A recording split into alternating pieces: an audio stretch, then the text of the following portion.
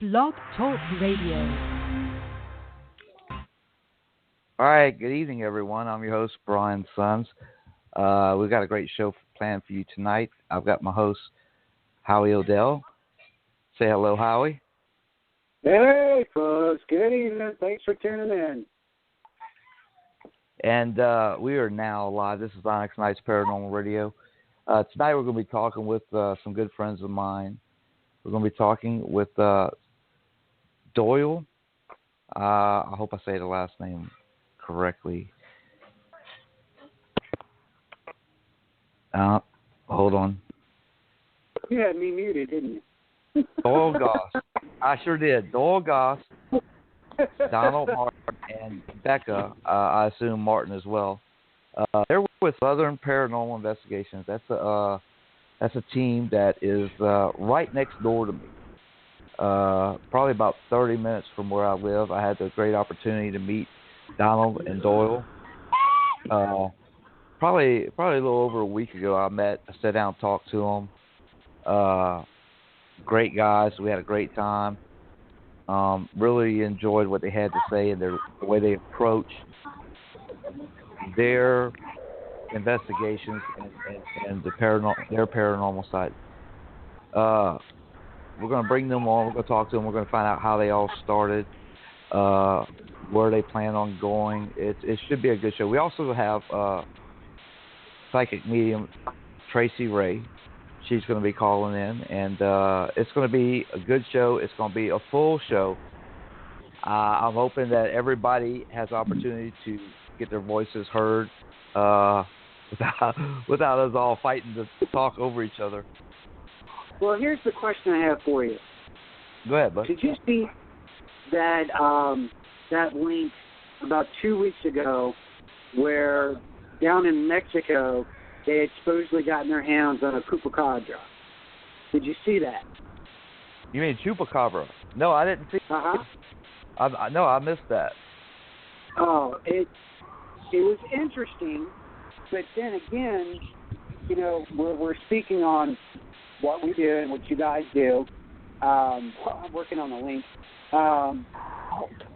And what they had done, dude, they took a freaking sloth and they shaved the fur off of it and mutilated the poor sloth. Yeah. That's they caught It was horrid, man. I didn't know if you had seen it or not. I said that was a bad call. I said it was right up here. Do you hear that? I do, dude. Is that I don't know of our guests? I don't know that. No, because I have everyone muted. I don't know what it is, but I'm hearing a female coming in. Remember I told you earlier I was hearing kids? I'm hearing kids still too. So you're hearing everything I'm hearing? Yeah, I don't know what it is. I told you, man, my life is odd, isn't it? Well, hey, I tell you what, man, either it's Blog Talk. Okay, I just got a message from Tracy in the chat room. She says it happens every time she does a radio show. Okay. Well, she's laughing about it, but you know, I don't know if it's Blog Talk, just not. Hello. I'm here. How are you on? I have it muted. That's crazy. It's Blog Talk, obviously. Well, that being the case, let me just conclude the chupacabra discussion. Since Tracy is obviously on the air and with us, we're gonna go ahead and bring everyone else on. Yeah. This is gonna be fun.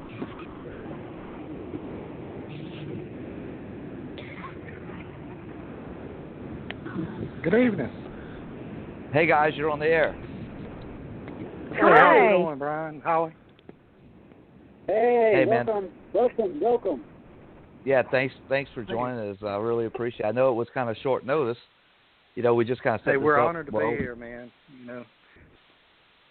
Yeah, thanks for having us. Well, I mean, we just kind of set this all up like the last couple of weeks when I went over there and met you guys. Yeah, we I'll talked tell you about doing it then. I think it was about maybe about a week. You told us, asked us could we be on, man. You know, and of course we jumped on the opportunity. Oh yeah, and I'm really grateful for that, man. You know, we talked, you know, I mean, we'll get into a little bit later in the show. We'll get into what all we talked about, but it was a great meeting. You guys really impressed me. I like the down to Thank earth you. but serious tone to what you do.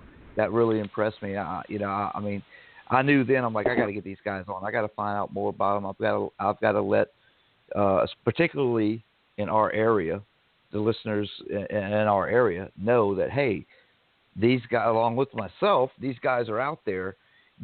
Y'all are strictly ghosts. I do more the cryptid type things, but Right. I wanted to get you guys out there because just to make that available to our area and to let I know you have the big trailer with the big logo image on it, which is really badass. But thank you. We enjoy it. Yeah, what I want to do is I want to get to the root of everything. How did Southern Paranormal Investigations? How did it start? Well, I mean, we've all known each other, Donald and I, and we grew up together and everything. We kind of had the interest in paranormal, but we never really, got serious about it, I guess you might say. And till I went to a public ghost hunt. I think it was at Moon River, as a matter of fact, where we're going in a couple of weeks. And I was hooked when I did that, and then after I started talking about wanting to form one and everything, and then Donald, joined in with us, and we just started. What we've been wanting to do is go to these places that the legends have, the notoriously haunted locations. And of course, right. We also do the residentials, but we want to see what it's all about. I mean, we want to get in there and see for ourselves, are some of these legends true, If it's legit or if it's just hype. Right. I used to think everything when it came to the paranormal was BS, and everybody was ad-libbing, making everything up. Well, right. I worked with some emergency personnel, actually doing media and everything, telling about the accident scenes and different things like this. And I always kept a recorder with me, and I would record when a call would come out on the radio, just to have a timestamp. And I was in my house, and I caught something on tape, and I've still got it. It's on our website, and it's an audible moan that comes through. And I knew I wasn't BSing myself, and that just got me so intrigued, right, as to what caused this, and there may be something to this, And since we started, it's no concrete proof, but we have got some things that it cannot be explained, and it has to be in the paranormal range, And we can't wait to get you along with us on some, Brian. Oh, I'm definitely game, man. It's like when I was there, the conversation that we had then. I'm stoked, and vice versa, man. I want to get you guys out here in the woods, and with right. some of your equipment, and do a little camping, a little Sasquatch hunting. I hate to say hunting, but research, and right. let you guys get a feel for it. Are they attracted to lights and things of this nature? Kind of curious and everything, from my understanding. Somewhat. I wouldn't go as far as lights. I think they shy away from lights, but definitely noise and different. It just all depends, really. Usually, what I do, you watch these shows, Finding Bigfoot and whatever, and how you know what I'm talking about. They go out there and they hoot and holler, and they bang on trees and stuff like that. Believe me, and that might work over maybe in Washington State, but here in our area, Doyle, Mm-hmm. it doesn't really work. Sometimes I'll do it, but for the most part, what I do is I just get out there and walk, man. Just walk, because that alone, if they're there, that alone will get them to become active. And what they'll try to do is they'll try to scare you away, scare you out of the area. the hooting and hollering I and wasn't stuff. aware Yeah. that this area actually may hold, some or anything. I thought it was the northern states and all, and Washington State and all that. I didn't know there was any further south. Oh no, there's lots of history. Oh yes, there's a lot. Yeah. Really? In fact, the Mississippi Howl, which is on the BFR website, they actually played it on Finding Bigfoot about a week ago. Was recorded down south of here. I've gotten some good evidence myself. I've had some really good experiences, encounters.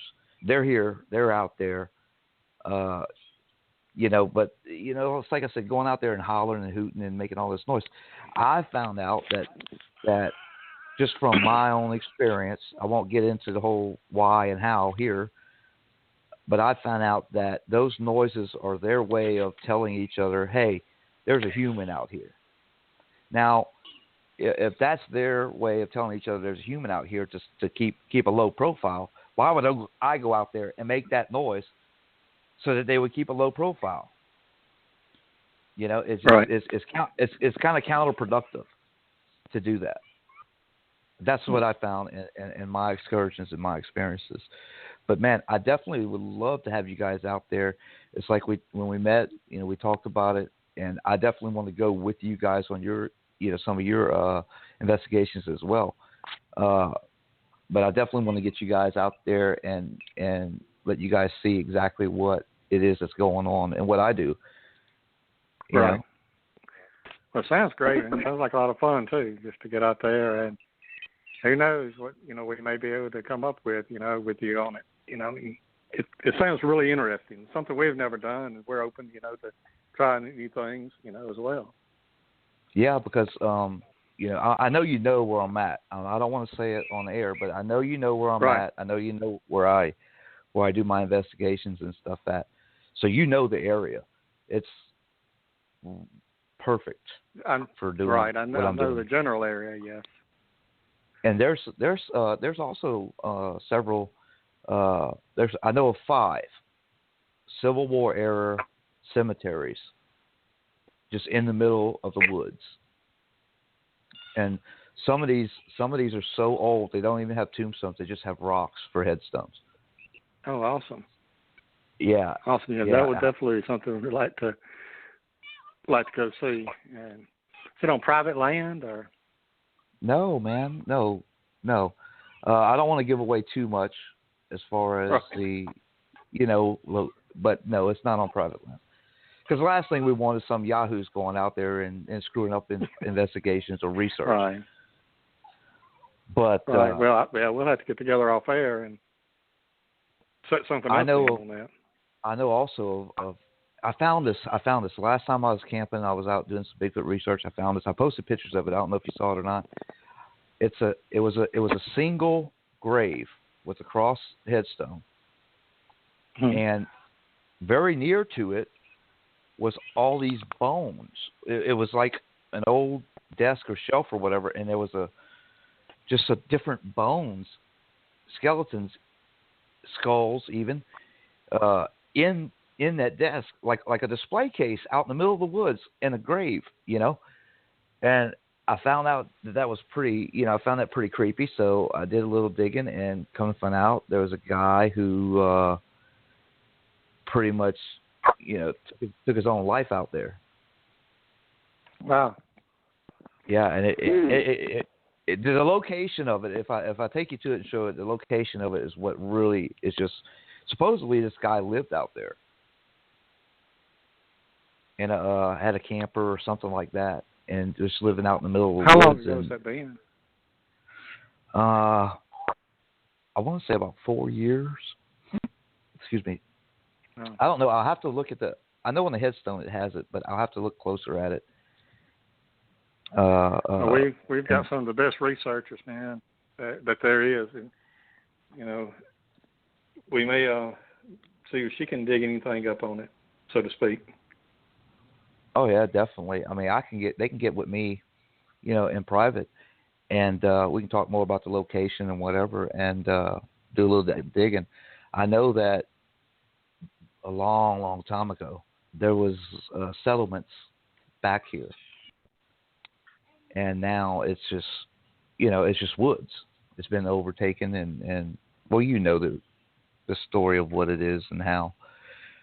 But I want to get more. I want to learn more, find out more about you guys. And you guys, you go all over, correct? Oh yeah, we've been to some of the most haunted places, notoriously haunted places. That the ones that you see on a lot of the ghost shows. Last year, mine started out with Moon River, and then went to West Virginia to Moundsville State Penitentiary. We did a 2-night investigation. Second night, we went to Trans-Allegheny Lunatic Asylum, and that was pretty intense one, man. And I mean, since then we've done Sloss Furnace. We've done one of my favorites was the U.S. Marine Hospital in Memphis, Tennessee. Had 50,000 documented deaths. It was unreal. Did the Woodruff Fontaine Mansion. We did South Pittsburgh Hospital, King's Tavern, Lincoln County Hospital, Adams County Jail. They had gallows still in there that over 200 people were executed in. And wow. We got some of our best evidence there. We've been to Decent House twice. What's that? We've been to Decent House twice. Yes. Decent House. We got a couple coming up. We're going back to Moon River Brewery, and it's going to be another 2-day investigation. On Friday the 13th, we'll be at Moon River. And, and then Saturday the 14th, we're going to be at the Surreal Weed House. Both are pretty notorious haunted locations. And, since we was there, we decided to make it a twofer, Now, where are these exactly located at? With Moon River. Yeah, because we have listeners who are basically all over the United States. Oh, yeah, Moon River and Surreal Weed House, they're located in Savannah, Georgia, just blocks from each other. They're right in the heart of Savannah. Oh wow! Yeah. There was one. Go ahead, Don. Moon River, close to the river there.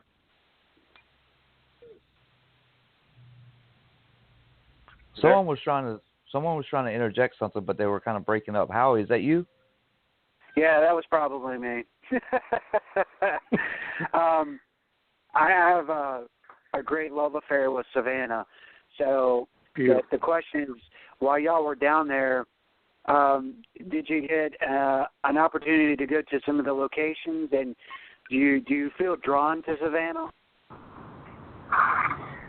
Well, when we were there, we did a public investigation there at Moon River. And actually, I caught some of my first evidence there. It was a disembodied voice, which you can actually go to our website and hear. Mm-hmm. But the next night, we went and did one at the Gibble House. And I wasn't impressed with the Gibble House. It was a site of a triple murder, I believe it was. But the house has been torn down and a warehouse built on top of it. And they're trying to make the warehouse to be, on the haunted grounds, and we didn't catch anything there at it. But love Savannah, though. Beautiful place, man, and we're looking forward to... What's that? Go ahead. I'm sorry. So we're looking forward. We're going to have a 2-nighter there. So after Moon River the first night, and we get a little rest, we got the day in Savannah. I'm looking forward to that, seeing some of the sites there, before our next investigation. Right. Did y'all get a chance to go to the Pirate House? No, I've heard about it. I've never even been there. I hadn't, I'm not. Is it located near there? I don't even know any of the history of it. Anything. Yeah, it's in the old district. Yeah, it's in the old district. It's if you go from River Road, it's about a 15-minute drive from River Road. If you get a chance, definitely y'all need to go to the Pirate House. If anything, just for the history. But I know for a fact that there's plenty of activity there, too. And you can talk to the owner. They're really cool, seriously cool. Get a chance, definitely go to some of the churches. They're gorgeous around there. And go into the parks. I mean, there's so much history in old Savannah that I'm sure y'all have experienced, but there's not just but 1, 2, 3 locations. Savannah's full of locations you go to, and a lot of times these business owners will, talk to you, encourage, and speak to you. They may not allow the investigation, but you at least get a background. And I know that some of the friends that I've made. It's basically built on a cemetery itself, isn't it? Portions of it? It sure is.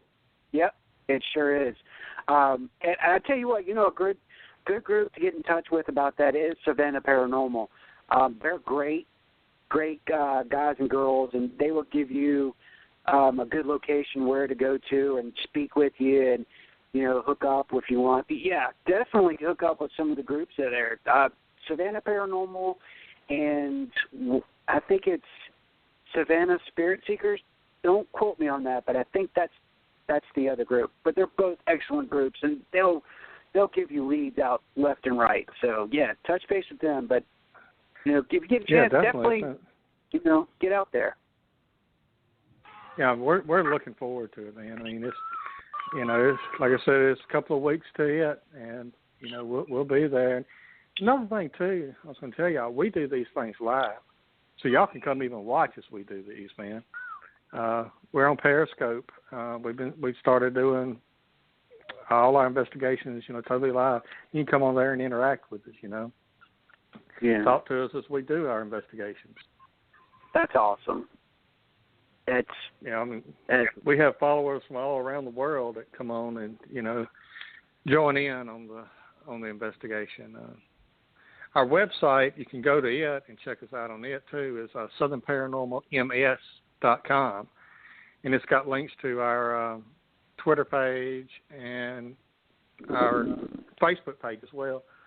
But we're Southern Paranormal _MS and SPI_MS and SPI_MS_2, the 2 in Twitter to follow, or on Periscope if you got it, which is a free app. If you go on, look on our Facebook page, when we get on Periscope, it's automatically posted to Twitter, which automatically posts to our Facebook page. So, guys, if one of you post my personal one, though. If one of you can send me the links, but anyone's welcome to come friend me, man. It's cool. Yeah, if one of you guys can send me the links through Facebook, I'll go ahead and post them up in the group. Okay, awesome. That way everyone can get them. Yeah, Doyle will have to do that. We're out here at the ball field, so it may be some of the background noise you wind up hearing every now and then. Oh yeah. So now, give a little bit of insight. I know, but what do you guys do? I know you don't do the paranormal research full time. What do you do for your regular work, regular jobs? Well, what I do, I own a gun shop here in Calcisco. Had it about 3 years, and I also do some work with the local news and everything. Do some of the reporting and stuff for them. And I'll let everybody else tell what they do. Well, besides mine and my wife's large family, I am a full-time firefighter for Kosciuszko. And also, that's Donald. Yeah, it's me. Which I actually have to go to work in the morning, work 24. So kind of hectic. We got to kind of plan around sometimes with our hectic schedule with kids and work and all. Sometimes it's a pain. But now we also have Tracy on. Tracy, you're on the air with us, right? I am. I'm just sitting back here just listening. Tracy, give us a little bit of insight to yourself. Well, I actually, I have a couple of jobs I do. I own a business, which is a snowbiz shaved ice stand that I've had for 12 years that I bought for my children. And I also work for a plastic surgeon. I do medical billing for doctors. And I've been in the paranormal for, I guess, really since I was 6 years old, but just recently came out of the closet about 7 years ago, letting people know what I could do and everything. So I started really investigating about 7 years ago. Now you're a psychic medium, right? I am a psychic medium, yes. When did this start? I mean, when did you discover? It first started when I was 6 years old. That's the first time I ever saw an apparition was when I was 6. I was at my grandmother's house, and a man tapped me on the shoulder, and he kind of looked, you know how it looks whenever you look at a negative up at a light? You can kind of make out who they are, but you don't really know who they are. Well, that's what he looked like. And he gave me a message to tell my grandmother, and I told her. And I didn't know who he was. He was actually my grandfather that had died 5 years before I was born. Wow. And, he had told me to tell my grandmother that he's sorry that he got her to smoke because he was so sick that he couldn't light a cigarette. So she lit a cigarette and would smoke his cigarette, take the first drag and then hand it to him. And that's how she started to smoke. And he didn't want her smoking. So he wanted to apologize to her for getting her to smoke because he didn't want her to do that. And that's when I found out that I could speak to the other side. And then when I found out I was an empath was when I was about 9 years old. I was able to go to my family graveyard, and that I would go. I would walk through the graveyard and go to every stone, and each person I would go to, I would tell them how they passed away, and that's how my grandparents actually taught me how to tell the difference between my feelings and the feelings of the spirit. Because being an empath, I can actually feel other people's pain. I can actually feel how people pass away. Well, I can relate. I can relate to that because I'm an empath myself. I feel what other people are feeling.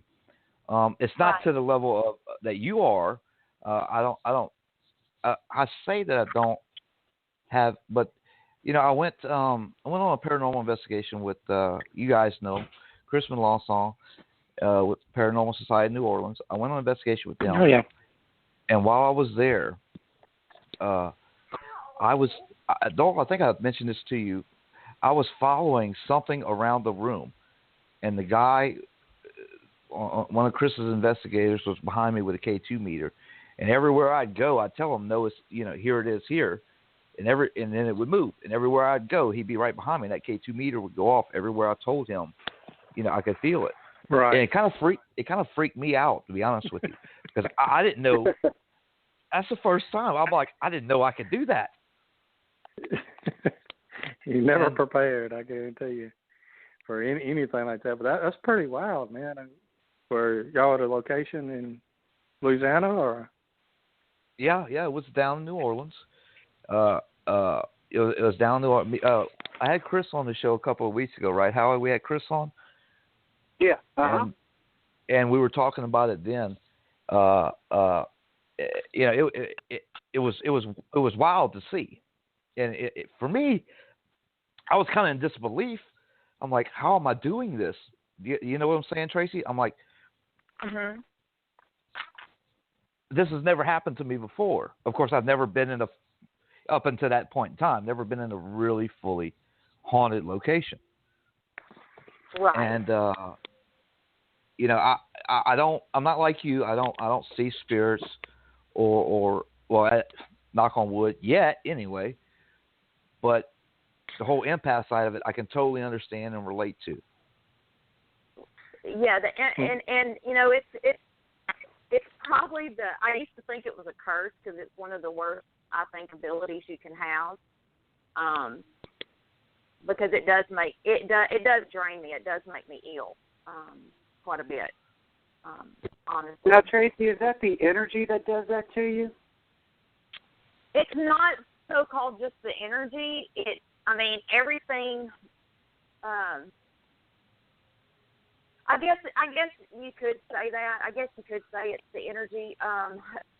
To me, it's not only that though. It's actually the thoughts and the feeling I get when, let's say that I'm working on a cold case and I'm working on a murder victim, and I'm actually sensing what they're going through. Visual can also have a bad effect on me also. It's not just what I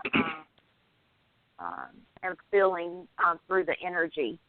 It's actually what I see too. And what I smell, what I taste, what I hear. You know, it's a lot kind of goes into it.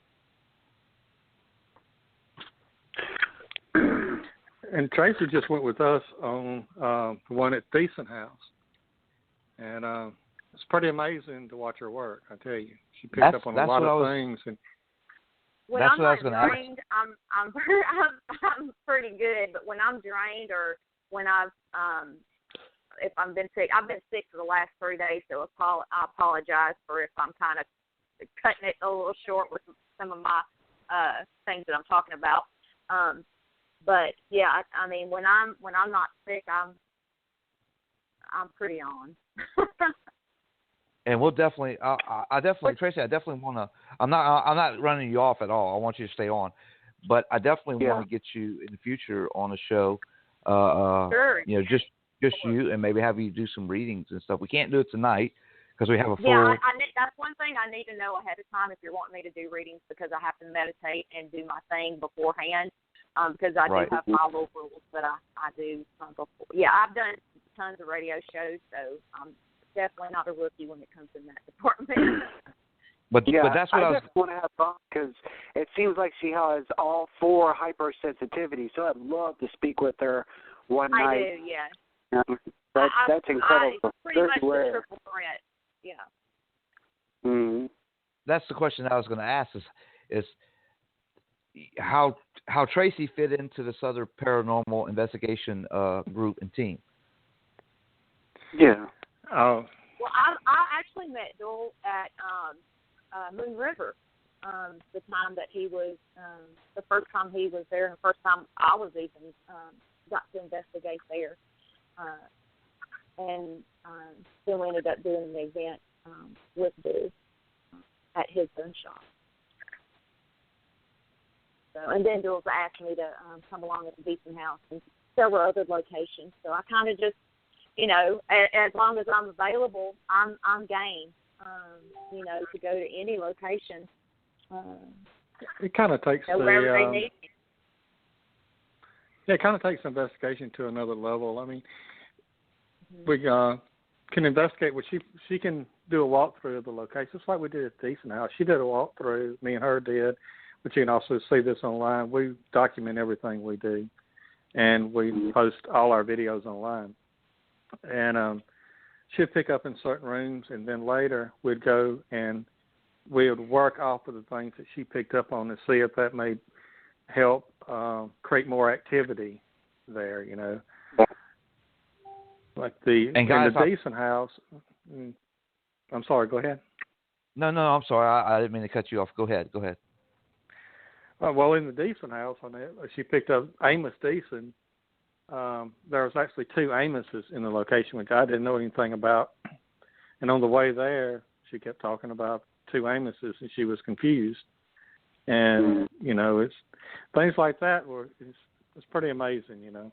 And we enjoy having her along. Yeah, I was getting 2 different energies, but with the same name, and I could not understand why I was getting 2 different energies like that, and because I was getting confused. I'm like, well, who's Amos? You know, because when I go on a location, I don't want to know nothing about it.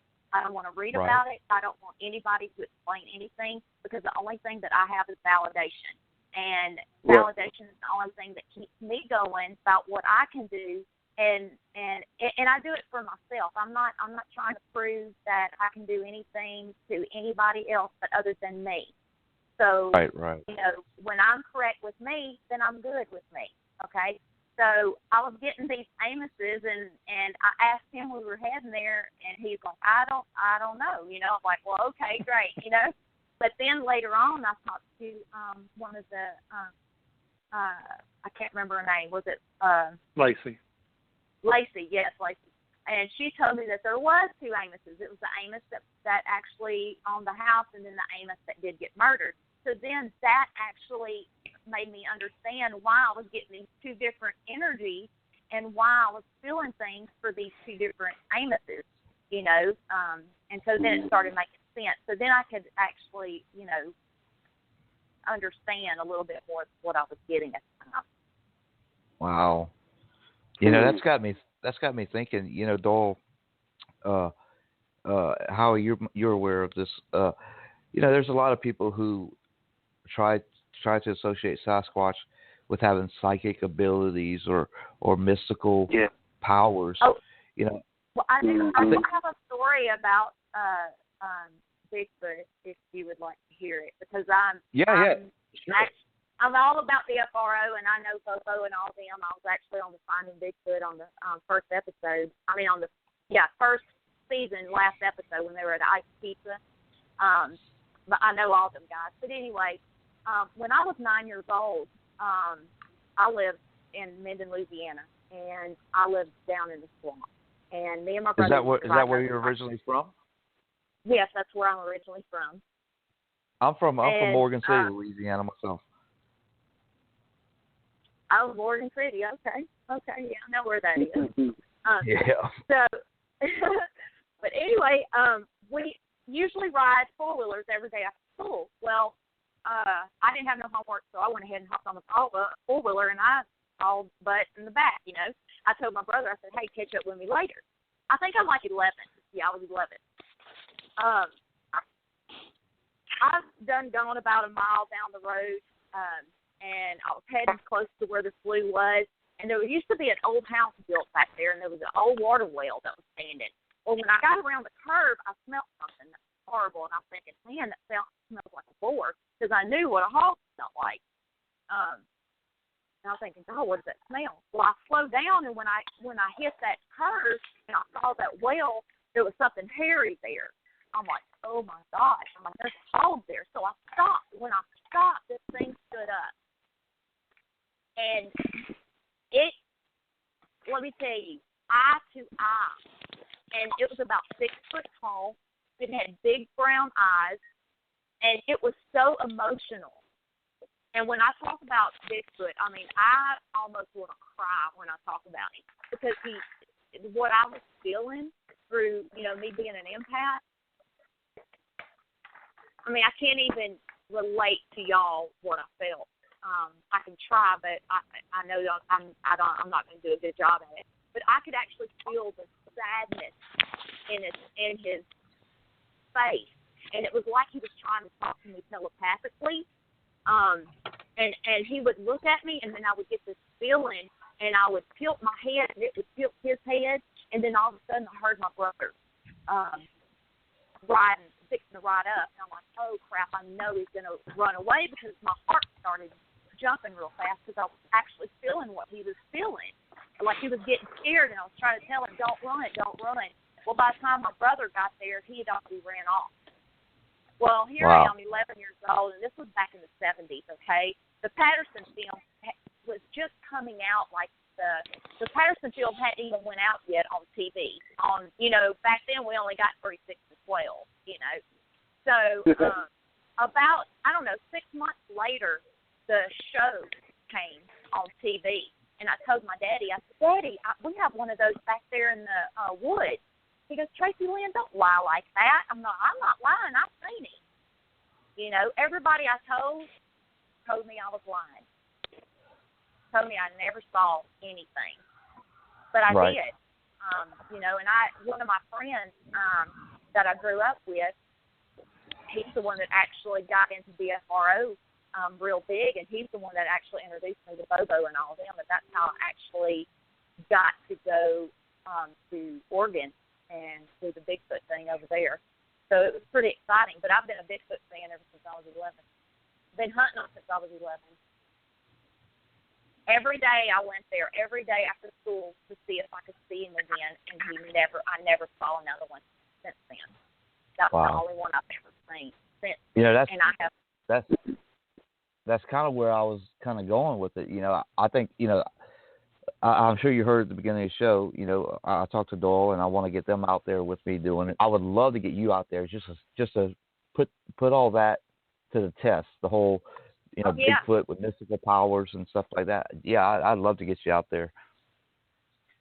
Get the whole crew out there, man. It would be a great time. And sometimes I feel like that they let people see them on who they want to see them. Like I think they know who whenever they everyone that has seen them has some sort of ability. Some sort of ability that I have run into that they have had. There may be some truth to that, I mean, I've seen them. But like you said, not everyone. Seen them, but I've heard them. But that could also, like I've said many times before, they're also a creature that lives out in the woods that knows that environment better than we do, of course. Yeah. Now, do you believe that they actually came, or do you think they're actually traveling like through wormholes, and they can actually? You don't think so? No. Really? No, I don't. I really don't. Here it comes. I don't buy into all that. No. Okay. No. I mean, I don't fault anyone who does believe that. If that's what everyone's entitled to believe.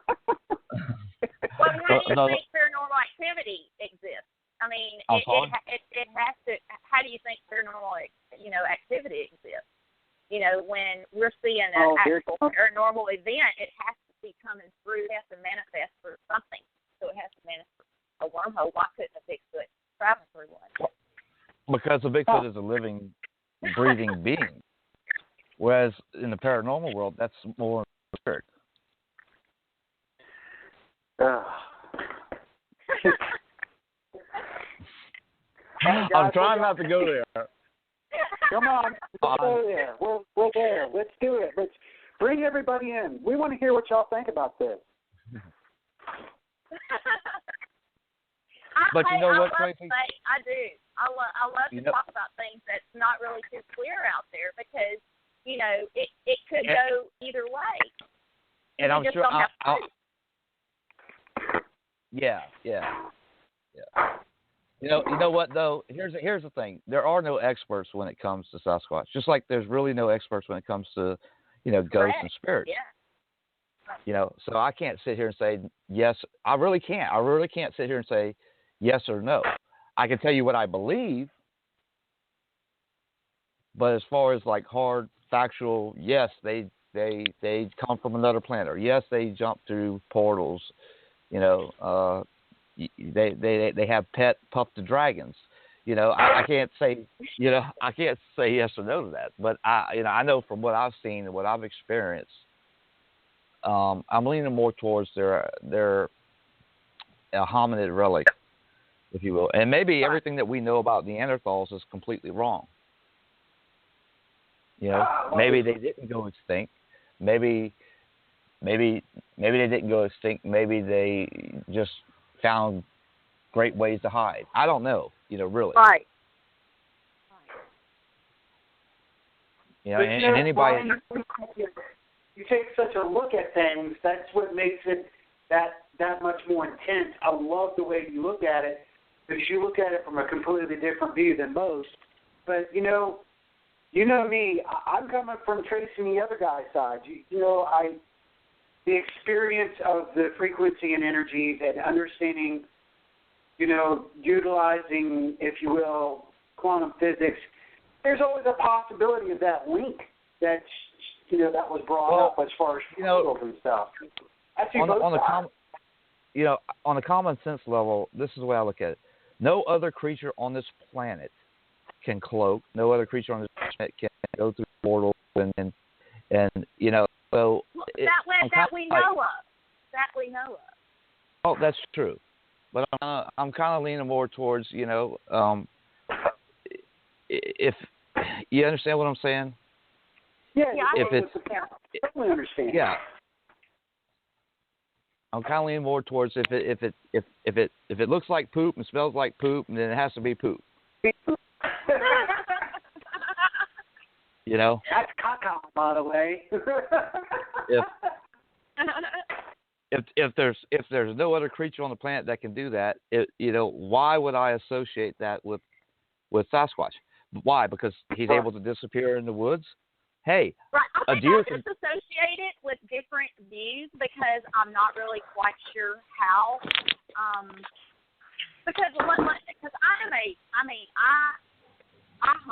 I do. I am a rabbit hunter, a squirrel hunter, a deer hunter, and as many times as I've been in the woods, it seems like that I would see a lot more than just the one that I've seen in my last 36 years. And and then when you start, kind of thinking about it real hard. That's associating. Well, they're just That's associating them with all other animals. You have to remember these things aren't all like all other animals. They're actually intelligent beings. Trust me, I know that. True. And you being a hunter, you and I both know very well how easy it is to disappear into the forest. Oh, it is. And I try to tell people, people are like, well, I've hunted deer all my life. I ain't never seen a Sasquatch. I'm like, that's because you've been hunting deer. You haven't been looking for Sasquatch signs. There is a difference. So, yeah, no, I get it. I do. And it's like I tell people, when I'm out in the woods, and Tracy, you probably know exactly what I'm talking about. When you're out in the woods, you just feel it. When another human is in those woods. True. Yeah, true. Now think about a Sasquatch that spent his whole existence out there in the woods. It has to know. It's part of. They're very intelligent. Yes. Yeah. I did gather that by Yeah. For it to even exist out there, it has to know. It's like one of their rules. They have to know when something is in the woods and when something's endangering them.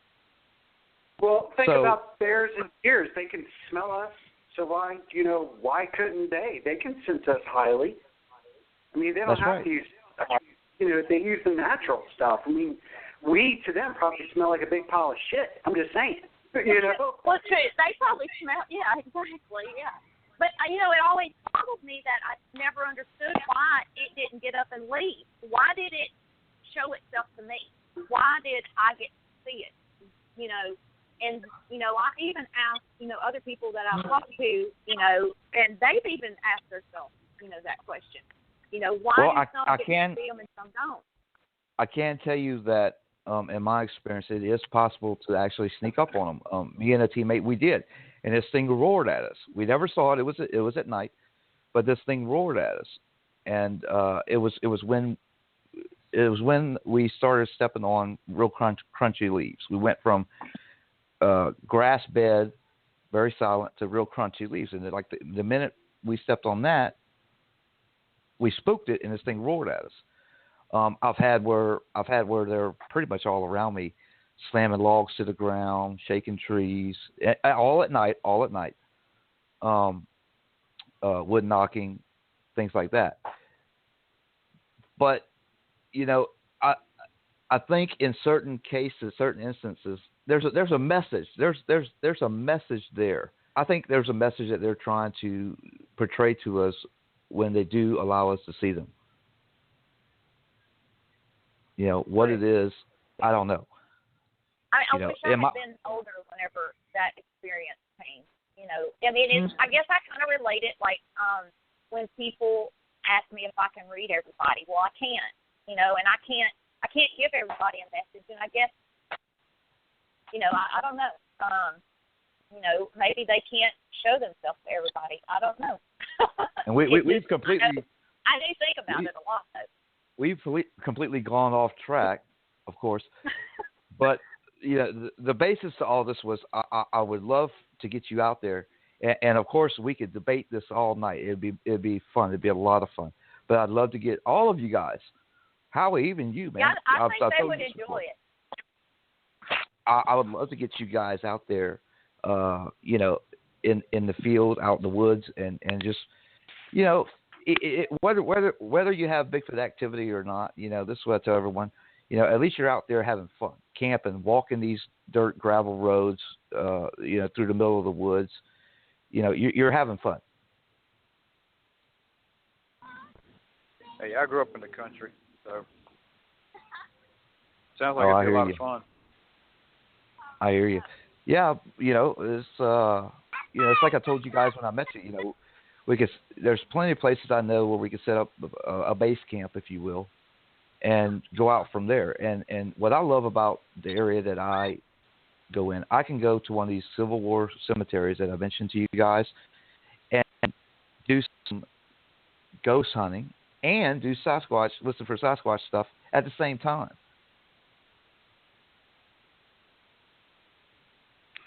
Yeah, and isn't some of the claims with Sasquatch too take place around cemeteries and things like this? Oh, there's a lot of them. Tracy, you probably know exactly what I'm talking about too. They do bury their dead. They do bury their dead. I could tell you a lot, but I can't tell you on air just because I'm not supposed to. But when we talk, we'll get into more of a conversation. Oh, we're gonna have some great conversations, Tracy. Because I'm the same way, and I've said it on air many times. There's a lot of stuff that I know that I don't talk about on air, that I don't want to give away. Correct. And to sum it up, I just tell people, go out there and find out. Go out there and find out for yourself. It's that simple. Yeah.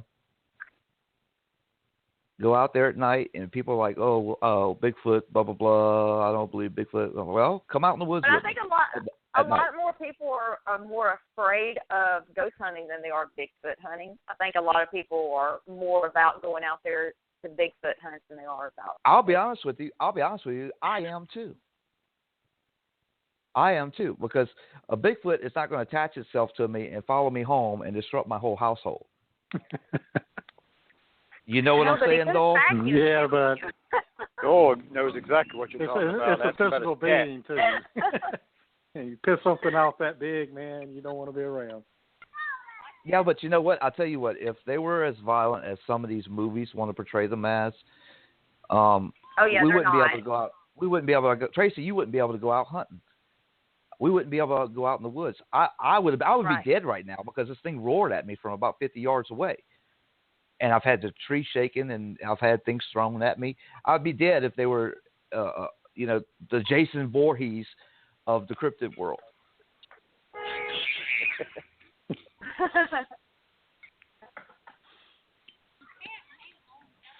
But yeah, man, I'd love to. Doyle, what was that place you were telling me that you wanted me to go with you guys? Well, we have been to the 424 Club, which is Brandy's Blues Cafe. Give her a plug there. Down in Philadelphia, Mississippi. We went there last year and we caught some great evidence there. They had mentioned about us coming back. I'd sent them a message. I hadn't heard back from them. Hopefully we will. And if we do, then, you're welcome to come to it. We caught some great EVPs in there. There's some extremely loud crashes in there that came from behind the bar.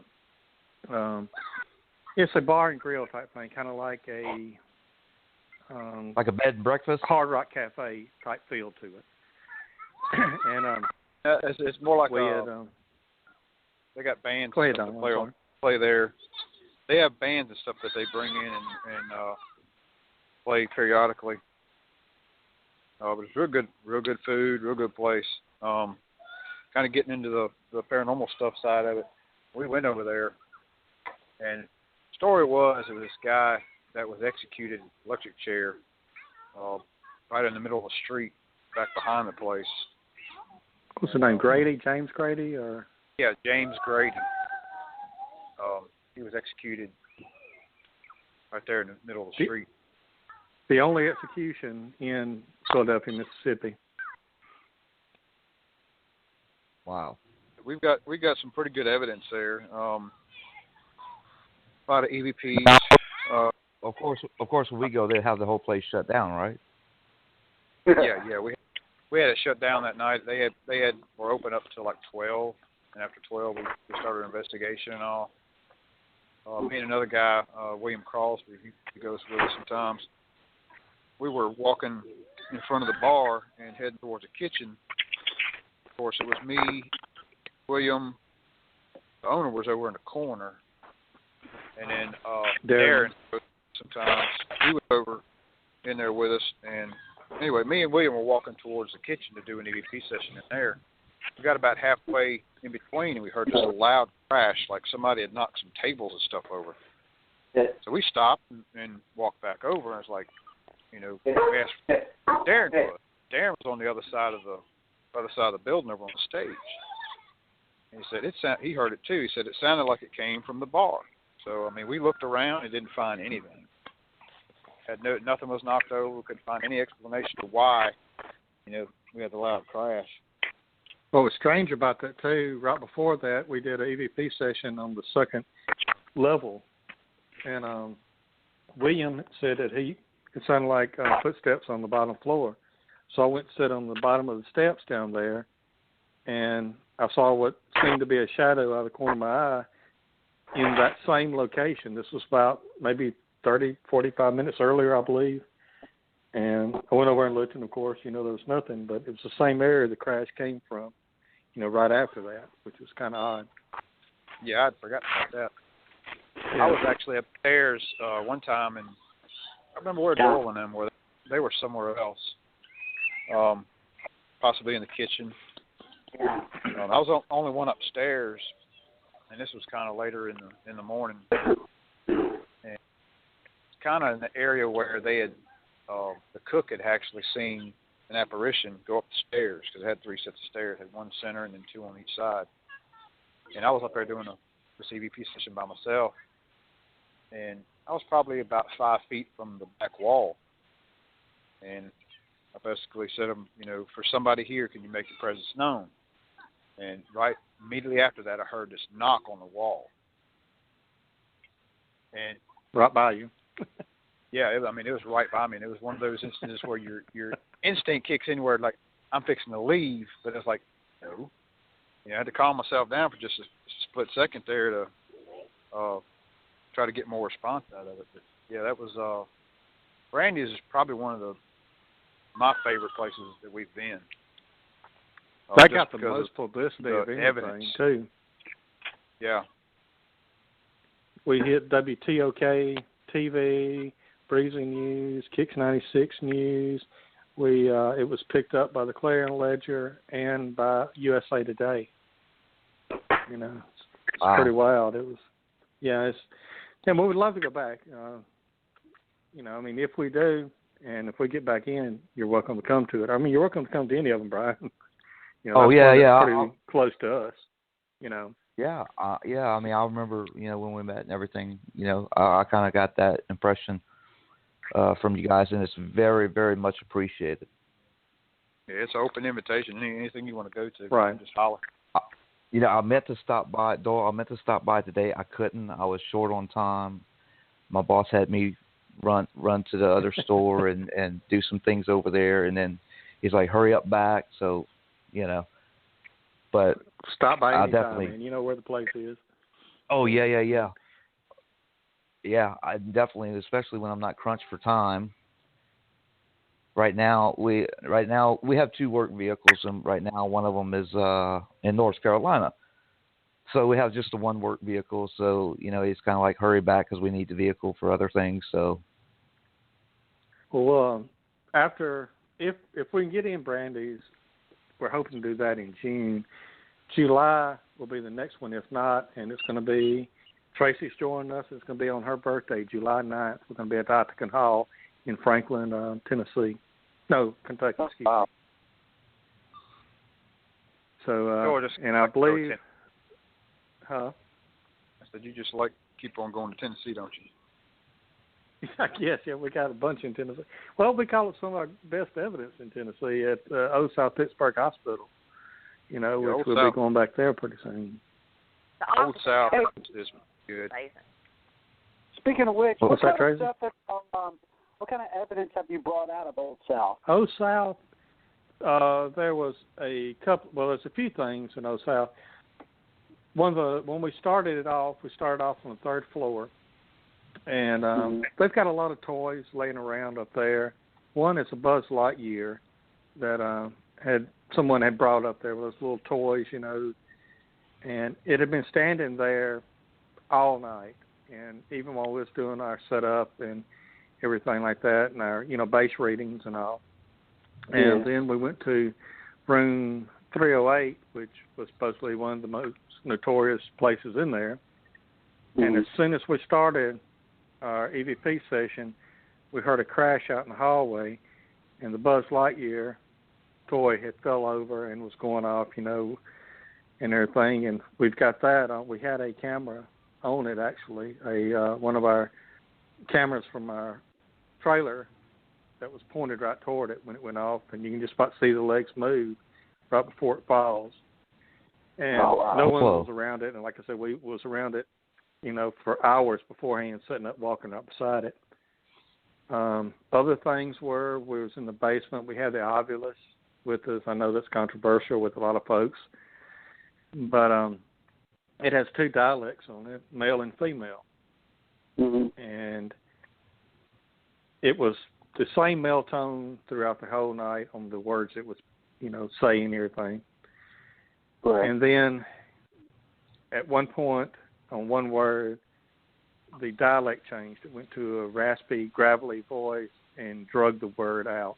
I mean, it was creepy as everything, man.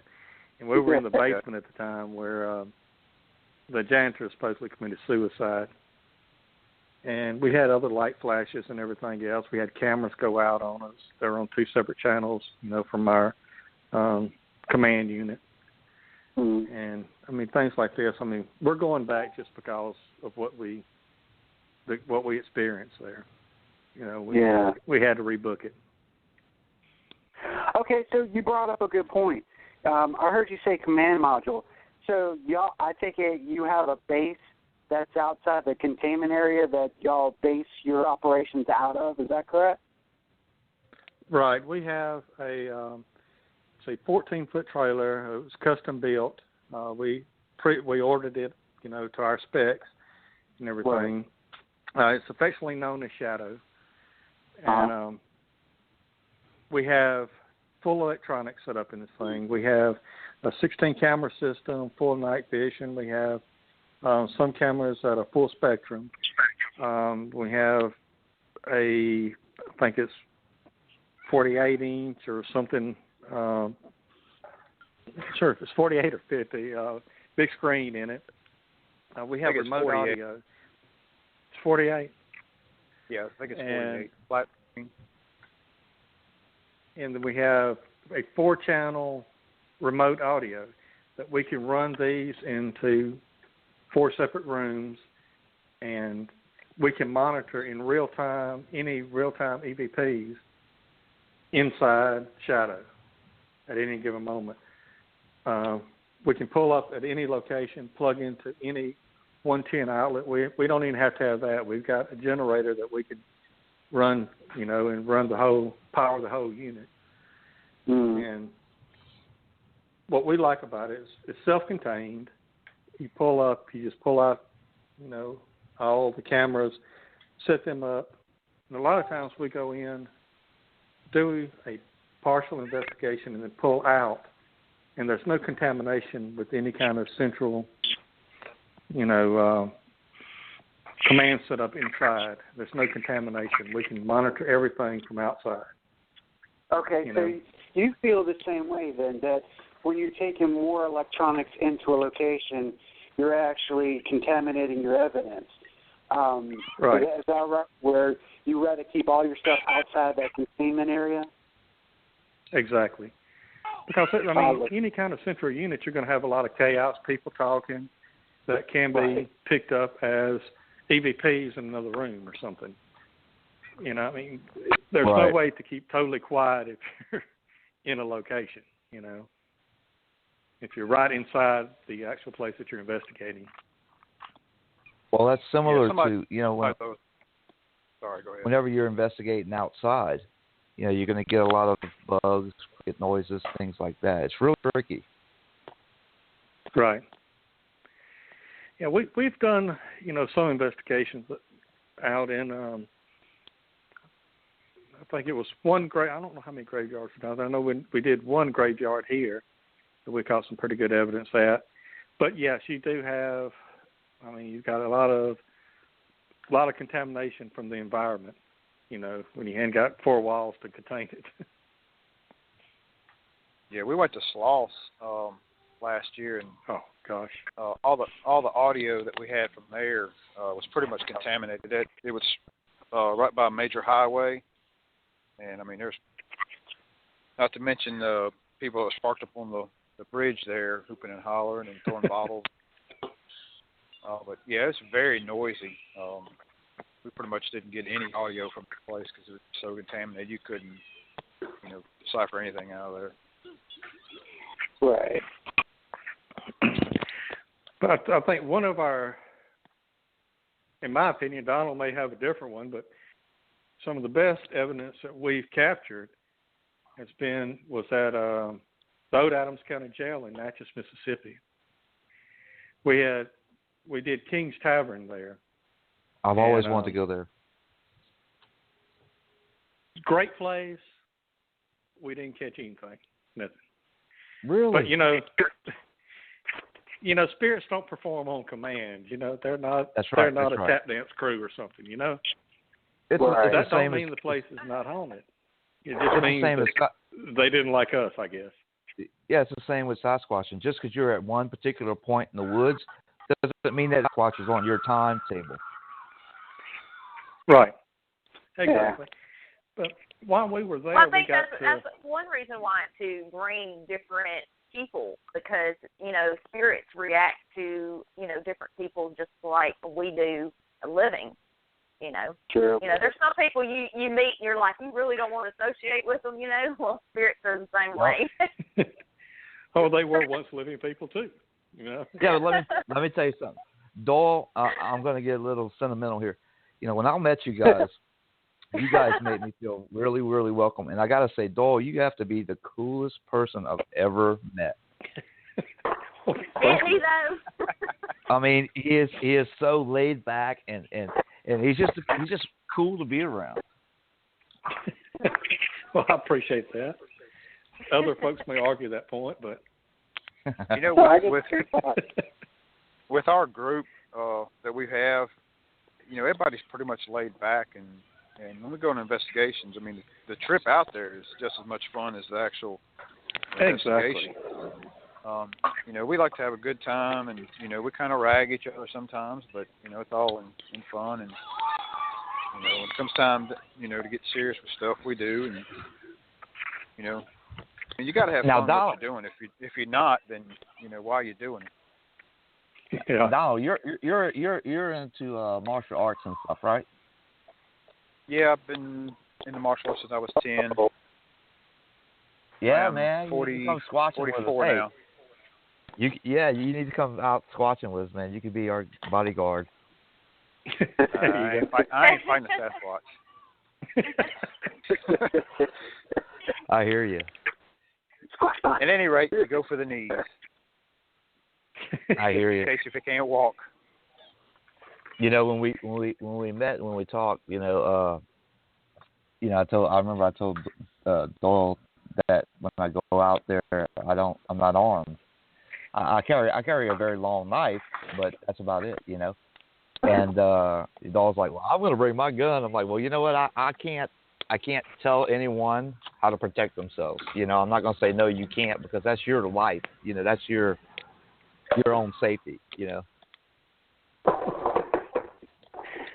You know, that's a good We don't go anywhere. I don't go anywhere without one on the side.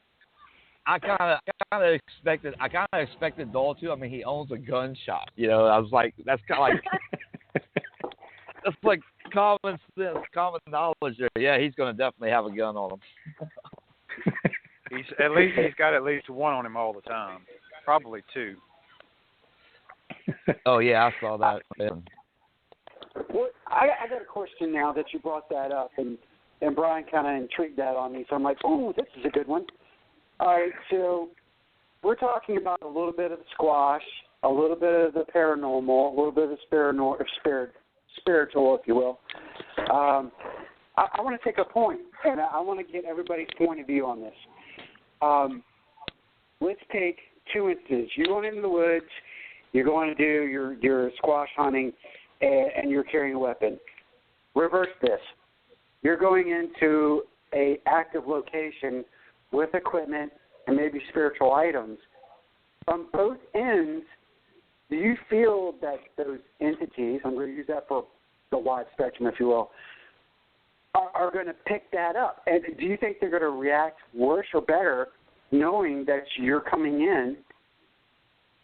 into that location and they can feel, let's look at it squash way, they know your chemistry, they can smell you probably, we're sure your hormones and all that are all changed up. And if you're going into a paranormal location with activity, if you will, the spirits are going to know that you're already coming, and you're bringing, let's say you have someone like Tracy that may be bringing a pendulum or something to communicate. Mm-hmm. Do you feel that adds or drains or pulls or pushes on those events? I got to take that one. Then I'll discuss the Sasquatch side of things.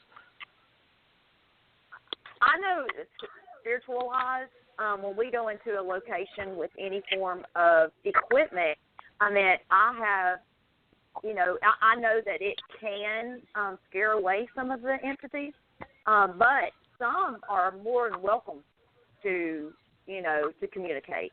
So that it really varies. I've been on both sides of the spectrum there.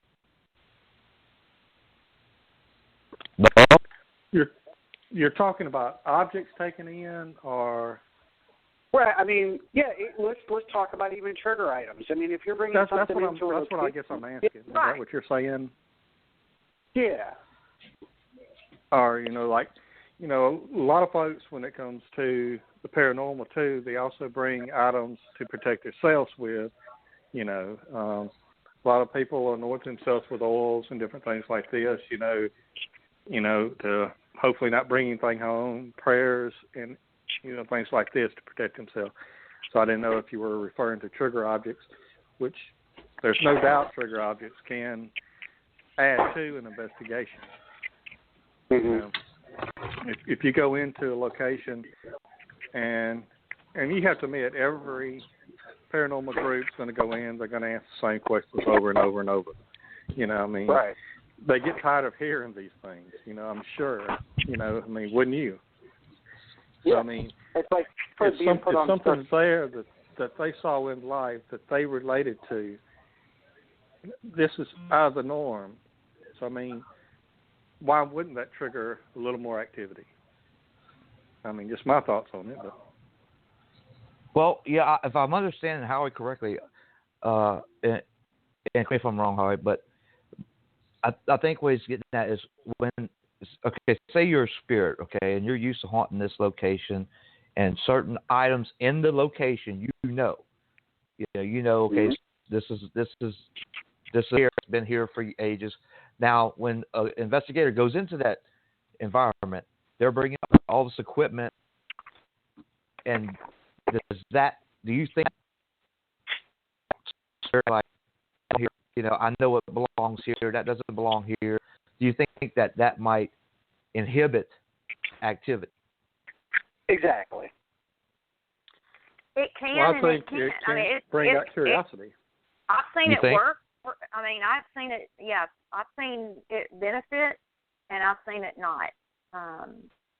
So it really depends. Now, on the Sasquatch side of things, and Tracy, you might can get in on this too. I have no doubt that these things have watched hunters before, and that they know this guy picks something up to his eye, it goes boom, that deer drops dead. You know. Now, I also think that that's why it's so hard to capture these things on camera, because when you have a camera, the first thing you do is you pick it up to your face or you hold it up. You know, the same actions you would do with a pistol or a gun. Now, they don't know the difference between a camera and a gun, but they know that when a human something up his face in the middle of the woods, something's going to die. Does that make sense? Yep. Yeah. But they might know the difference. So I think. Oh, I mean, I don't think so. I don't think they know that all they see is technology. I don't think they study guns and cameras. You know what I'm saying? Right. I just know they're highly intelligent. I just wouldn't put it past them. There's a lot of times when I kind of think of the Sasquatch like a stray dog, you know, and the me going out there, you know, when I first started going out to this particular area, there was a lot of aggression, and then the more I kind of just forced it. I kept going out, and now. It's and I've talked to so many people and they agree with me. Now it's almost like they're used to me. Excuse me. Kind of like, oh, it's just that guy. You know. Mm-hmm. Well, how do you know think that they have not really? I mean, think about, I don't know, some of the guns that's gotten lost in the woods. What if Bigfoot actually found them? What if they've actually broke into houses and actually collected them? Well, I mean I don't know. I can't say, one way or another as far as that goes. My mind just runs. It goes out there. I mean, I don't think Sasquatch is. I don't think Sasquatch is out in the woods playing cops and robbers. You know, cowboys and Indians, but you know, just playing hide and seek. But you know that also, you know, what I was talking about, that also goes in line with the spirit side of things with you guys, Doyle, because you know you guys might go to a location for one night, you might get something, you might not. But do you believe that the longer you're there, the more? But what I'm saying is, the longer you're there, do you believe that they get used to you and they feel more likely to interact with you? Well, with that being said, too, I think there's two type hauntings: residual and intelligent. If they are of an intelligent nature, then possibly they will feel more comfortable the longer you're there. You know, I mean, it's hard to say. I mean, like we said, we've been to Trans-Allegheny and Moundsville Penitentiary, and it's a whole different type entities that haunt these locations. It's going to depend on, I guess, where you are as to possibly the entities that reside in the location. I would say Trans-Allegheny probably, Trans-Allegheny was probably the biggest place we've ever been. That place is just huge. Right, but it was, earlier I talked about at Adams County Jail in Natchez. We got some great evidence there. They have the old gallows up on the third floor that over 200 men were executed at. And on the three floors, Donald and I were on the second floor, and we had heard voices and from out toward the back, and we assumed it was the deputies, possibly stepped outside to smoke or something like that. We walked toward the back to check it out, and as we walked, the camera tilted upward on us.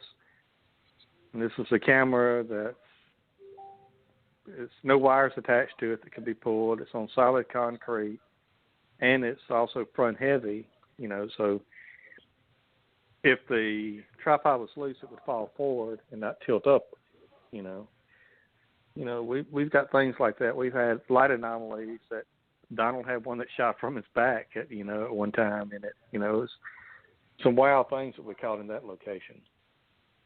We also had the REM pod go off in one of the cells when we were asking for it to, touch the REM pod. It went off several times. Yeah, we've also got all these online on our website. We've got a whole video section with over 40-something videos of our last, not every location, but probably 90% of, we've started documenting, are there. And you can go and check all these out. We've got some really cool stuff on there. I mean, we're not saying everyone is a ghost in it, but we're saying, there's some we can't explain. Right. Yeah, kind of going into the, hold on just a second. But the U.S. Marine Hospital in Memphis, Tennessee, I was talking about earlier, we caught some in there. We had one of our members, Tammy Franks, she had went into the morgue, and she did a solo EVP session in there. And she had been asking all the typical questions and everything. And toward the end, she said, "Would you just like us to leave?" And we got a very clear voice that came through on it that said, "That's it." Ready for us to get out, I guess. Hey, have y'all ever recorded any of your ghost box sessions on an EVP, or rather on a digi-recorder, sorry, and gotten different responses outside of that box? I actually did at Decent House the first time we went. I was doing an EVP session, me and another guy up there, up in the attic, and we were doing a ghost box session, and we was asking standard questions and all that. And when I got it back home and started going through the audio, I can't remember exactly what it said at this point in time, but there was actual EVP that did not come over the ghost box, but actually it was actual EVP. Wow. And that's just an incredible event, because that those things that are in the area are not natural, and then when you go back and you're listening to it, you get something that it's not there on the ghost box itself. That's such substantial, I hate to use the word evidence, but I'm going to use that, when you're going through stuff, because what was around you, and to capture that, that's just that much more of a gathering of information. I dig that. I especially love it when a specific name is said. It doesn't even have to be a person, but it's that's substantial to the area around you that cannot be like played over radio. I love that too. Yeah, when it comes to the spirit box, we've used it most every time on our investigations. I think the one that stands out most to me was a cemetery that we did. It was Jenkins Cemetery, which is located here. Well, I won't say where it is, but we was using the spirit box, and there's two areas in the place. One was a black section, and one was a white section. It was an older cemetery. And I was using the spirit box, and I was recording it with a just handheld recorder. And in the black section, it came up and said, "Get the," and then cut off right there. But it was over. If you look at the audio spectrum on it, you can see where it changes the frequencies. It has the spikes there. Yeah. And this was over 2 or 3 frequencies. And then in the white section, I was asking, "Is there anyone here? Can you give us your name?" And the name Christian came out, same voice, and it was over 5 frequencies. You know, Whoa. Yeah. Now, this particular cemetery is not Doyle friendly, let me tell you, because I came back home. I've got 2 pets that I've had for 7 years, both docile and everything, Mm-hmm. and I started going over. When I came in, I immediately started going over, you know, to start doing the review. You know, you're eager to get into it, you know, when you first get in. Right. And as soon as I did, one of my pets attacked the other one viciously.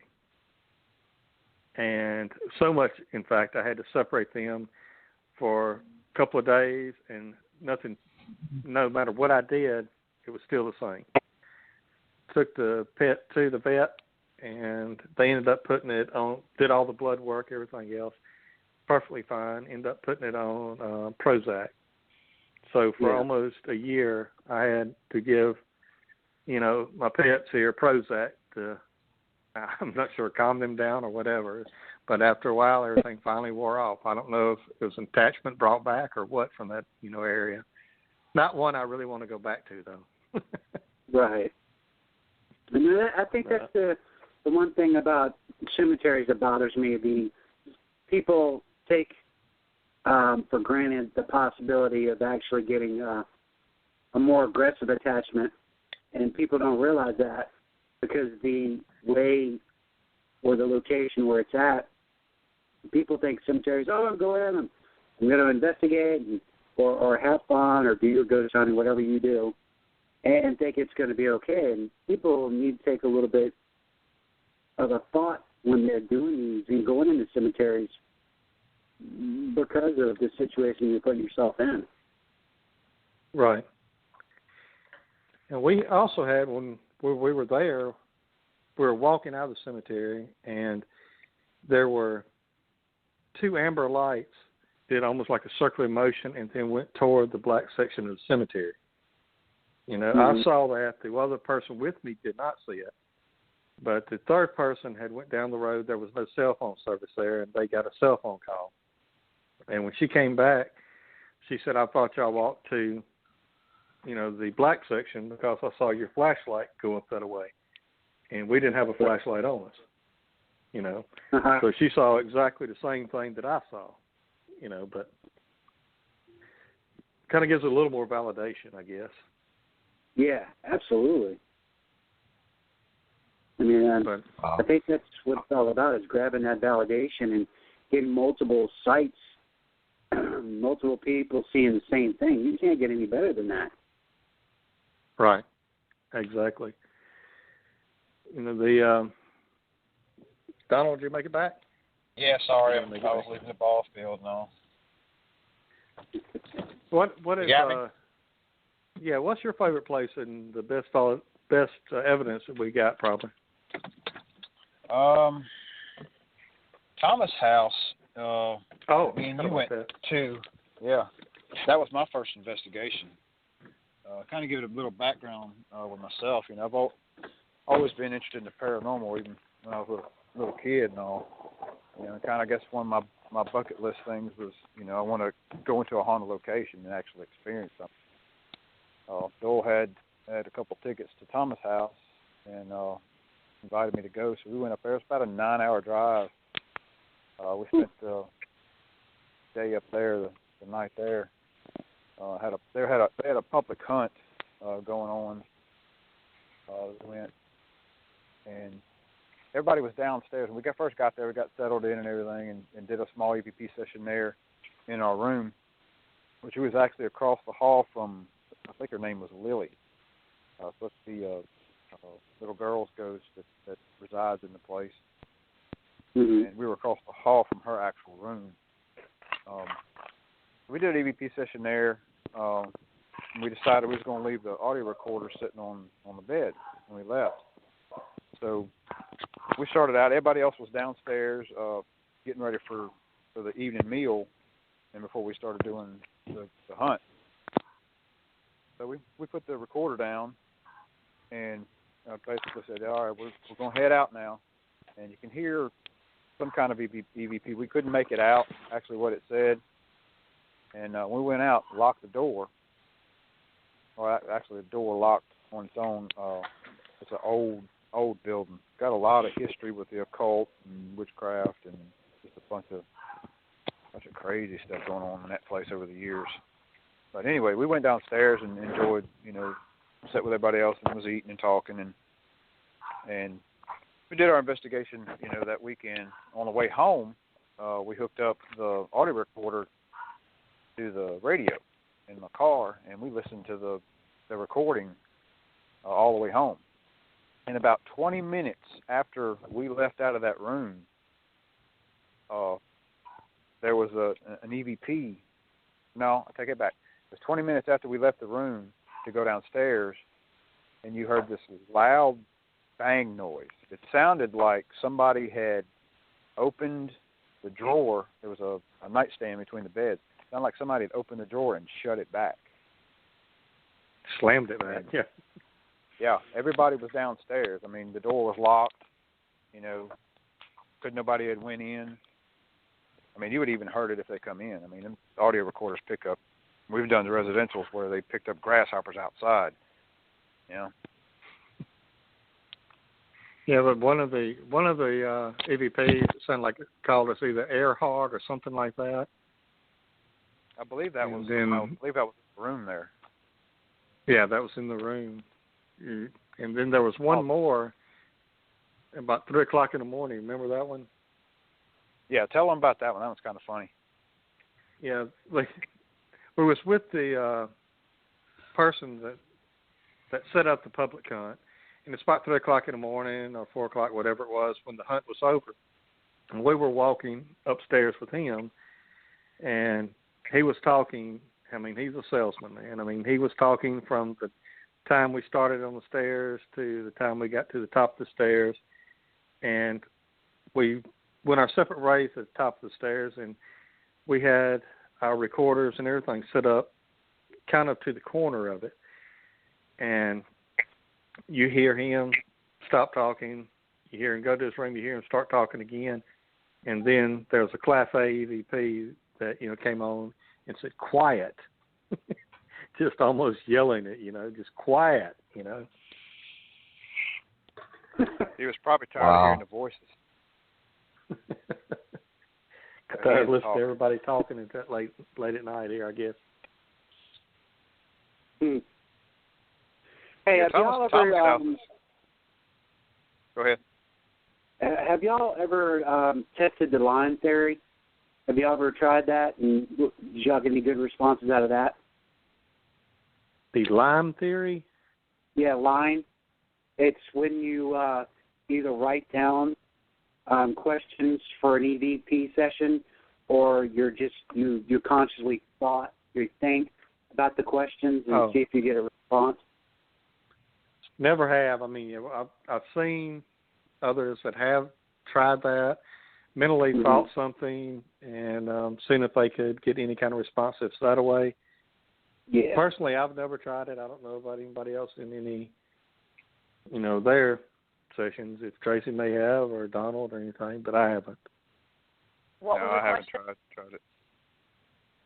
Mentally thinking, a mental EVP session, basically, instead of, basically saying the questions, thinking them, and I guess I projecting pretty them. much do that because I don't say a whole lot when I'm doing an investigation. I mean, usually I used to just do investigations by myself, where I'd go in, I'd do a walkthrough, I'd do an EVP session, because the only equipment I carry is my Tascam DR40, and which is just a recorder, and I have 2 dynamic mics. So I just kind of let it sit there beside me, and I in my head just to see what I get. I do that, and I have got the EVPs before, yes.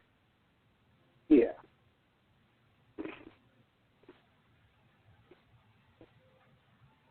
It's so tricky, guys. We're always going to have skeptics. We're always going to have. Well, I shouldn't say skeptic, because we have to be skeptics ourselves to a certain degree. But we're always going to have. We're always going to have doubters. We're always going to have these people that say, "Oh, that's BS," Sure. Yeah. And a lot of people are like, well, why you don't take pictures. I go on these other sites. In my particular field, I go on these other sites and I see all these pictures of trees with red circles, and that's a Bigfoot. This is a Bigfoot. Yeah. We talked in person. Though my thing is, I'm not if I've got to take a picture and draw red circles on it, then I'm not doing my job right, because that means I haven't got close enough to this Bigfoot to for you to be able to look at that picture and say that's definitely a Bigfoot. Right. Mm-hmm. I'm not. If that's the case, then I'm not a very good investigator. You see a lot of folks that's going to blow a picture up to it starts getting grainy and everything else, and then. But a lot of that is pareidolia. I mean, a lot of pictures are pareidolia. I mean, I can look at a picture and make out 10 faces. That's right. If I really look at it. I mean, a lot of people will, and that's one thing that aggravates me about the paranormal field is that it does get to where it's too much drama out there where everybody states, oh, no, it's this. Oh, no, it said this. Oh, no, it is this. And, nobody really truly knows. It's like, the things that I can do. I don't want to have to prove what I can do. For one, I'm not taking people's money. So, I do it for me. I don't do it to prove to myself or to nobody else.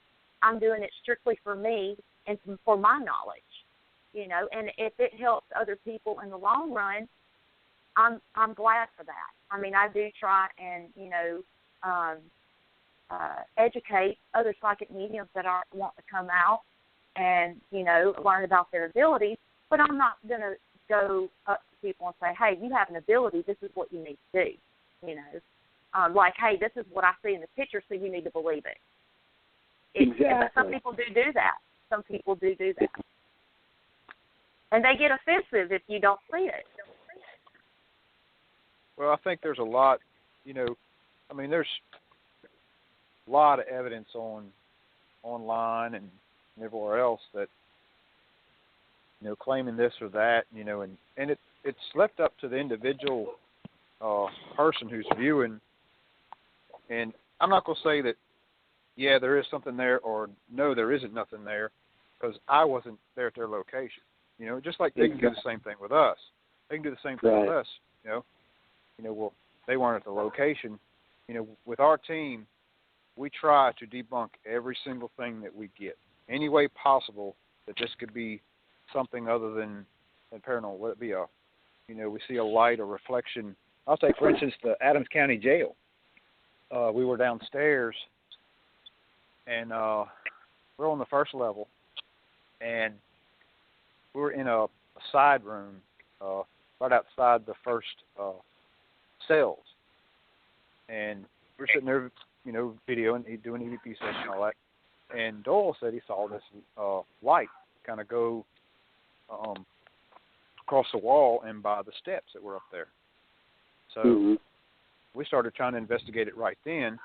Was it an orb? Was it a light? So we started, doing everything we could, and the way the traffic went, it was kind of parallel.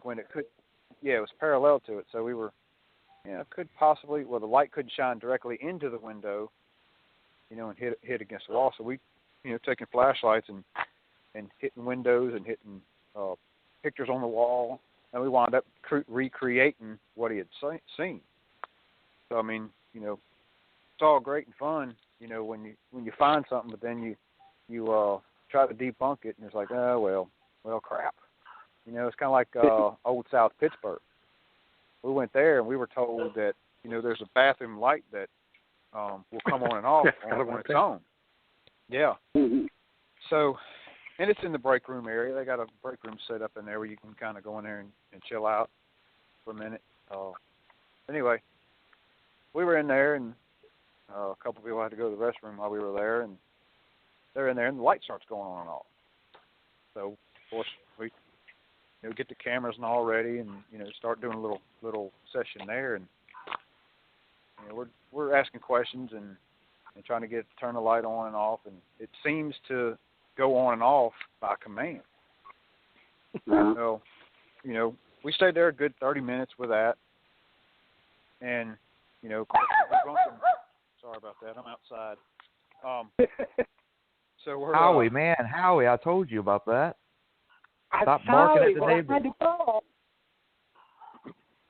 So I get back and start doing some research because I had actually went in there and looked at the light fixture and everything that was in there. It was a recessed lighting, and even looked at the size of the bulb that was in there.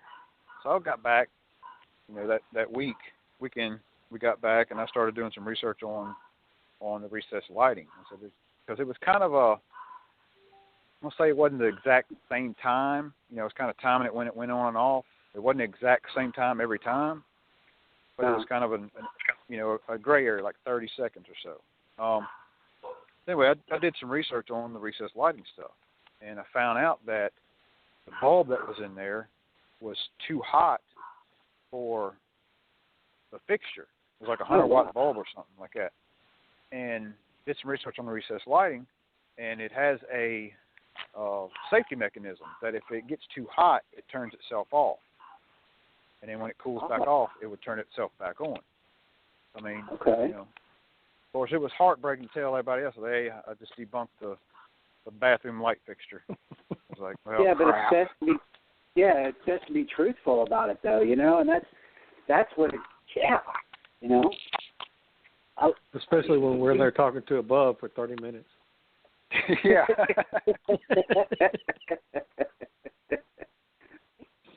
Yeah, you hate to admit that part. Yeah. Yeah, we were good there a good 30 minutes, messing around with that. And I was like, oh, well, nothing but a safety mechanism. I mean, I even emailed the lady that manages the place there and let her know, kind of what I found. And I was like, yeah, you may want to change that bulb out so you don't burn the place down. I was getting ready to say something. We were talking about those odd things that happen, and on the scientific side, if you will, and that's a perfect example. Another one that we came across was when there is dew on a window and a fluorescent light is in the background and it penetrates like into another window.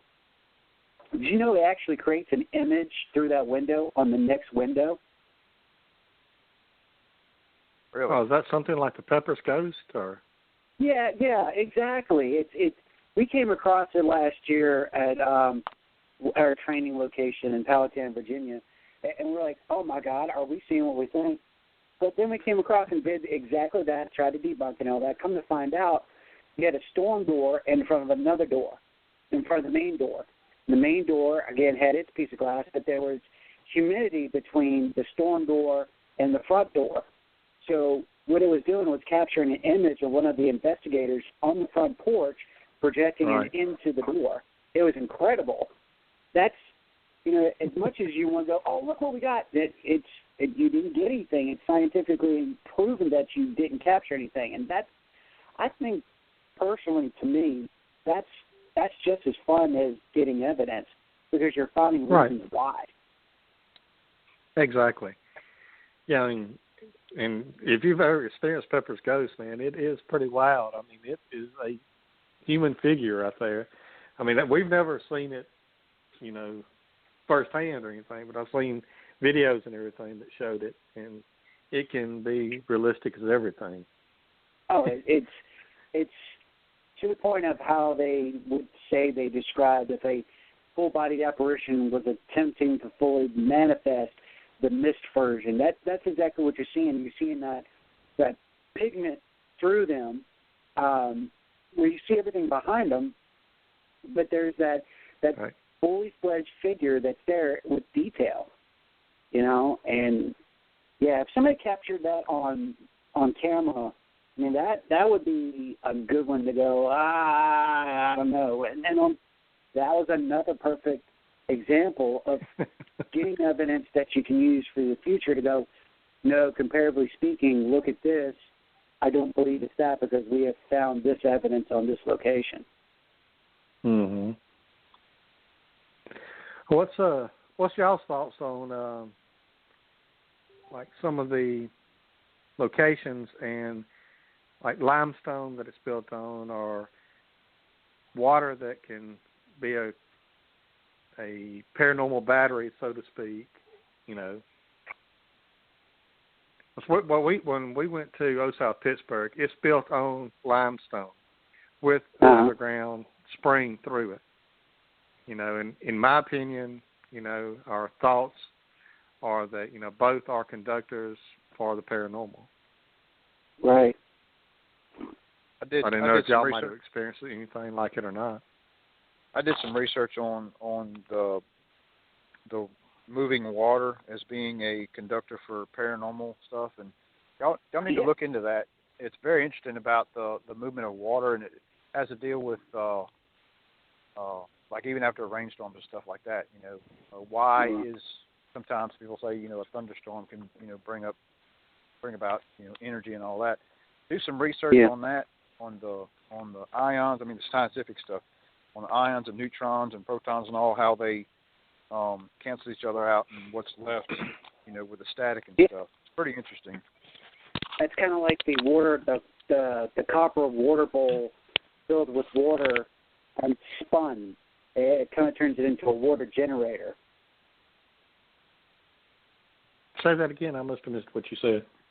That's okay. If you take a brass bowl and attach your hose, a drainage hose and a filler hose with a pump, you can flush the water around in a circle inside the bowl. And it's called a water generator. It'll generate a certain amount of static within that bowl. Oh, wow. Okay, I'll have to look into that.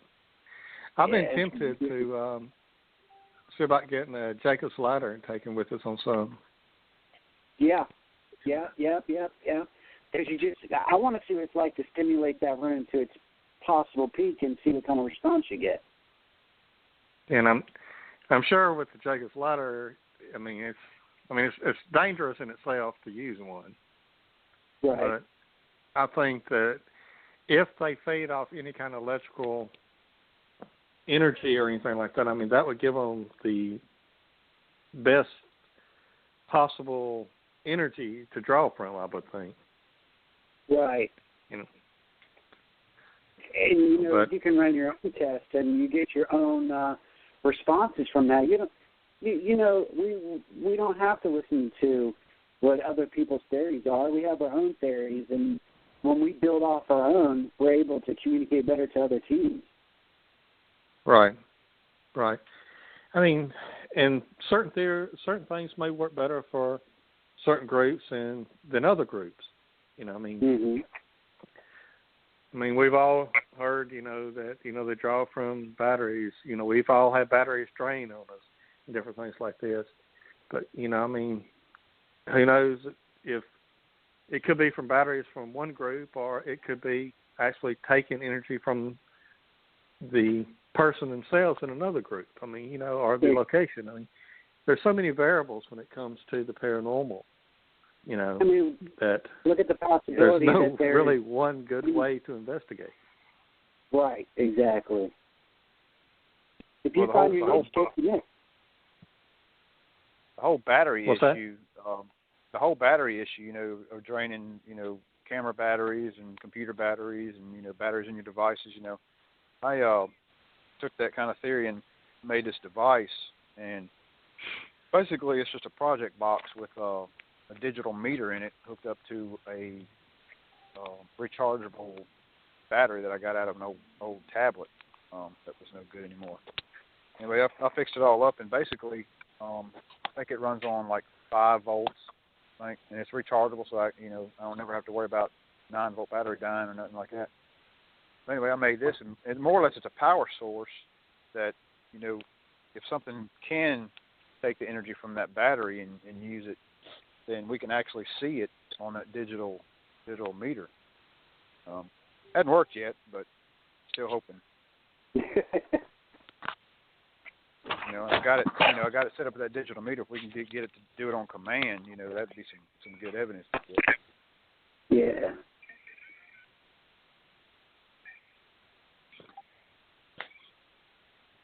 But we'd like to invite everybody to come to our website and check us out too. We're at southernparanormalms.com. There's links to our Twitter page, our Facebook page, and all our videos. And we have on the research link, you also see all our past investigations and all our upcoming investigations. And, we're looking forward also to Tracy joining us on, a few more of them here, hopefully a lot more of them. Oh, yeah, whenever I'm available, I'm in. I think she will. I really hope that too. Guys, we got about 3 minutes left on air. We can always go into the archive, and basically the listeners won't be able to hear us, but we'll be able to talk. It'll still record it. They can go back and replay it tomorrow and hear the whole entirety. But okay, awesome. Tracy, do you have anything that you'd like to plug or websites? I have 2 Facebook pages. It's Tracy Ray 00 and Tracy Ray 01. So y'all can find me on that, or my email address, which is tracyray45@gmail.com. Awesome. And we will definitely have Tracy back on the show in the near future. Maybe even next week if we can arrange that, Tracy. And do some readings for you guys. You guys can call in, and Tracy can maybe try to do some readings for you. And I'll call in. Oh, I'll definitely call in. Oh, what am I talking about? I have to. Well, I was like, what, dude? Man, it's been a great show. I didn't mean to go quiet on you guys. I was listening to everything. Yeah, no, I was like, hey, we appreciate you having us on, man. I mean, it's an honor for us to be on your show. Oh, hell, yeah, Doyle, thank you so much. And thanks, Doyle, for asking me too. Anytime, Tracy. You're there anytime we're there, I know. Thanks. And Tracy, you're always welcome. Sorry, go ahead. Tracy, you're always welcome to come on with us. You're welcome to come up here anytime. Okay, great, thanks. Doyle, Donald, I will see you guys soon. I plan to stop in there and sit around with you guys again. Well, pack your bags and come to Savannah with us, man. Heck yeah. That's an awesome time. What date is that again? Friday the 13th of May. Oh, I wish I could. Just I might be able away.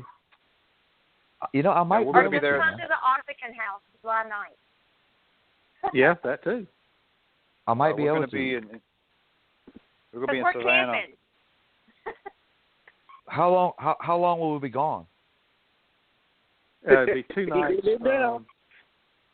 We're going to leave early the Friday the 13th, and we're coming right through where you live at, so you can jump in with us.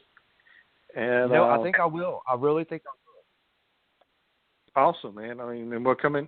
We'll have Friday night, Saturday night investigation. We're going to be driving back Sunday. Yeah, I think I'll sleep in between. What do I need to bring? Well, I'll go by there and I'll talk about it and figure out what all I need to bring, and Great, sounds awesome, man. Clothes would be good. Well, there's always those people that run around that's skinny. I just paranormal. Hey, it's funny because I just finished telling somebody I look better nude. So it's funny you say that, but yeah, definitely. Hey, about a year ago, we got hit up. I'm waiting for that to happen. We got an I'm waiting email for there to be a show. I'm sorry. Go ahead. About a year ago, I guess we got an email about a paranormal show that one of the TV stations was wanting to make up. It's basically Naked Paranormal, where these, I guess, naked people It's a joke. It was a rig. Was it? Yeah, I actually know the person who actually sent that out. But they're thinking about doing it though. That's the thing. It's like Naked and Afraid. It was like that's Naked what I'm Afraid, talking about. and they put it out there as a joke just to see how many people would reply because they wanted to know, because they were in the paranormal Make it field. ghost hunting. Well, yeah, but they might. You never know. It might happen. They got a lot of response. Look, hey, we went got to to West ask about Virginia. Ghost Brothers. Yeah. We went to West Virginia, and I'll tell you this. I mean, it was 16 degrees inside Trans-Allegheny, and there's no way I'd be walking around there naked. Yeah, I know. A lot of those places are freezing inside. Yeah, I mean, at one point Yeah, in left time, here it was 70 degrees, got up there, and it had hit in the teens. It snowed during Moundsville. When we were inside Moundsville, it was snowing outside the night before that. Incredible. Wow. No. Well, guys, once again, thank you guys for being on. I think we're gonna go ahead and end on a good note. And Howie, man, once again, thank you for co-hosting with me. You did a great job. Hey, we brother. enjoyed it, everyone. Yeah, Howie, nice to talk to you too. Appreciate it. All right, guys. Have a good one. Thanks for coming on. Thanks for Take having care, us, everyone. man. Have a great night. Y'all have a good night. You too. Right. Well, that'll do it for our show tonight. Thank you guys for listening. It was a great show. Another good one in the books. I'm going to talk to Tracy, and hopefully next week we can get her on and do some psychic reading. You guys have a good night. Take care. Be safe.